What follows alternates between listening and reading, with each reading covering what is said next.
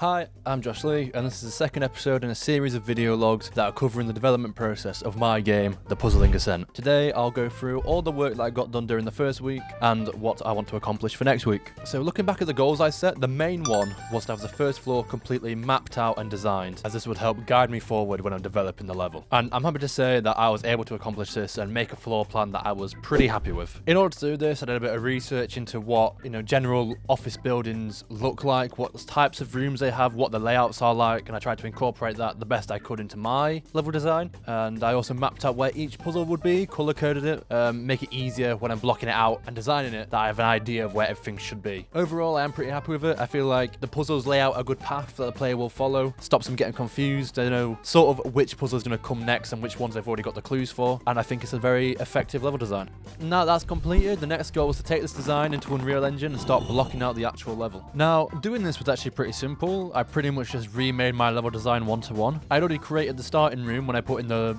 color number puzzle in there, so I just used the scale of that room as a base to build the rest of the level around. I think it turned out pretty well. I think the whole sizing of the floor is fine. I think it's what you'd expect from a real-life office building. Next up is just filling the rooms. All the rooms are currently empty, so I need to put in all the assets and objects and stuff that'll be in there, but I think creating the puzzles is going to be a higher priority than that right now. So one thing I did struggle with was figuring out the lighting of the level and making it look right, and it's something I never got really happy with. So moving forward into week 2, that's definitely going to be one of my main goals, to figure out this lighting issue, because otherwise it could become really distracting in the game if it's got, bad shoddy lighting that's noisy and grainy. I need it to be well lit and make the game look good.